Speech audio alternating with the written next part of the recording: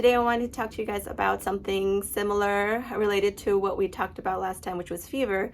And nowadays, along with fever, the thing that I feel like is worrying parents the most is a cough. So let's start with, kids with a cough. Hi friends, welcome back to my channel.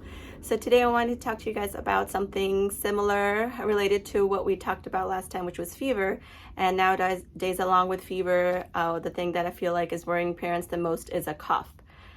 So let's start with, kids with a cough. What is the most common reason? Common things being common again, chances are your kid's cough is due to a virus.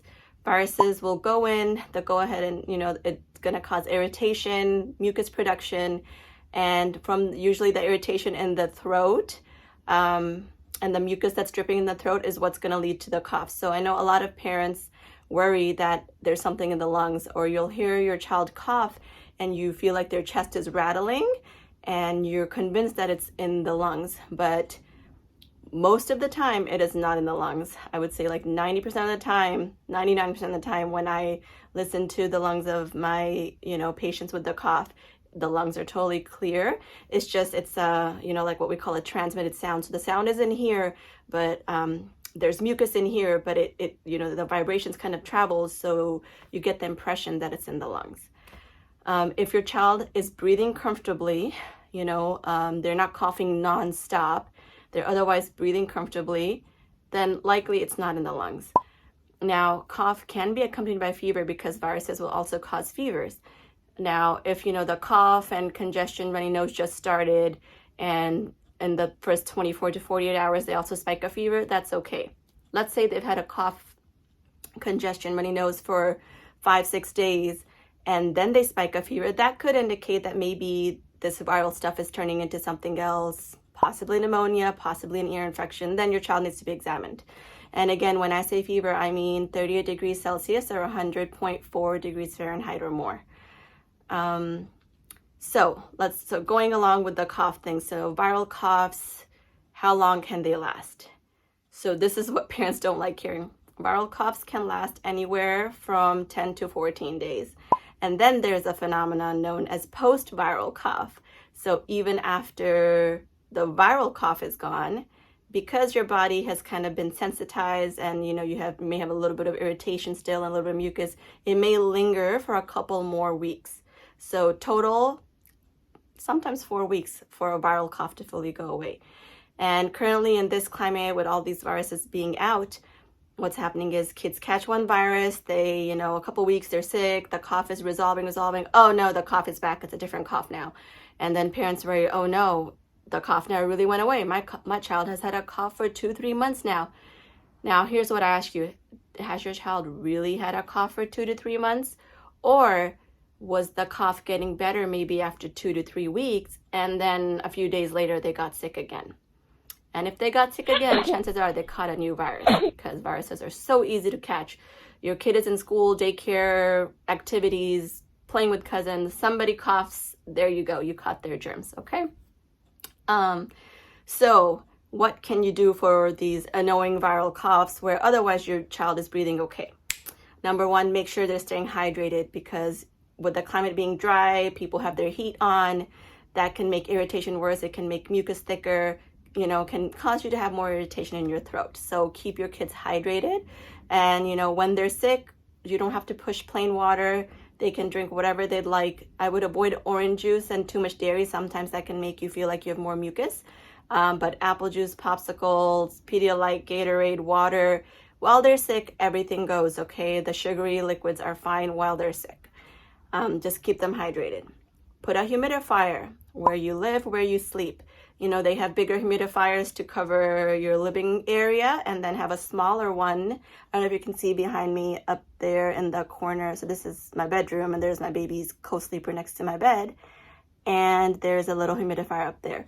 So in the winter, drier climates, I will put the smaller humidifier. Just make sure you wash it out every day, put fresh water in there, and run that every night. And then where you guys spend most of your day, get a bigger humidifier, run that so that the air isn't super dry. The other thing you could do for kids over the age of 1, you can give them honey as often as you want. as often as they want. If you ever had a cough and like that bad feeling in the throat, if you take a spoonful of honey, it's very soothing. Just don't wash it down with water. And generally for 1 to 2 hours, it will kind of calm down that cough, because most of those coughs are from irritation and postnasal drip and mucus in here. So honey, as often as your kid likes, honey is good for them. It will help calm down the cough. But under 1, they cannot get honey because of the risk of infant botulism. Okay, so do not give honey to kids under the age of 1.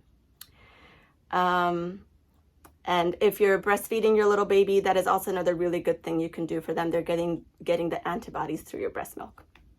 All right, that being said, when should you get your child seen with a cough? If they show any signs of difficulty breathing. So if their chest and belly are really moving in and out hard, okay, you got to get them seen. If they're breathing really fast, you have to get them seen. If they're having a hard time speaking full sentences, you feel like they're getting short of breath, they need to be seen.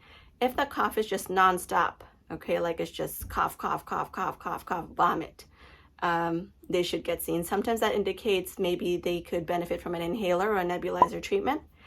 If you hear any kind of wheezing or another sound that we call stridor, which comes from the throat, it sounds like if your child is making that sound, get them seen. A lot of times for that, we will give them a dose of steroids, because certain viruses will cause what we call croup, which will give your child a barky cough and this loud, horrible, scary sounding breathing, which is due to swelling in the upper airway. So we give a dose of steroids to decrease that swelling to help their breathing, okay? And so other reasons is if your child has had a viral cough, but like they're waking up at night coughing so much, again, could indicate maybe they'll benefit from a nebulizer or an inhaler. And then if your child has had a wet sounding cough consistently for 4 weeks, not like a dry irritated cough, but a wet sounding cough, a productive mucus cough for continuous 4 weeks, they should get seen. Or like I said, if they have a cough for several days and then they spike a new fever, they should get seen. Okay, and you know, I gotta give my disclaimer, should have given up front, but you know, these are just general guidelines for educational purposes. Again, I am not your doctor, I am not seeing your child, so please use this for education only. If you have any concerns at all, please get your child seen by a physician. As far as adult coughs, you know, common things being common, viruses are also the most common cause, but sometimes reflux could be an issue in the elderly. It could be related to heart issues. So I don't want to get into all of that.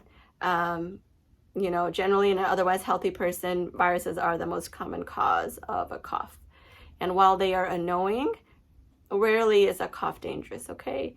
One thing I forgot to mention are the good old cough drops. So for yourself, for your kids who can, you know, you can trust with candies, generally the age of 3 and above, you can give them cough drops to suck on, and that can also provide some relief during the day. So I hope this was helpful. The one thing I would recommend you don't do is put on a pulse ox on your child who's sick, because oftentimes the in-home pulse oxes don't read very well, and there's a lot more information that we gather in an exam besides just the oxygen level. So if your child is looking like they can't breathe, no need to check your oxygen, just take them in, okay? So don't buy all these expensive products and, you know, not needed. If you're concerned, get your child seen.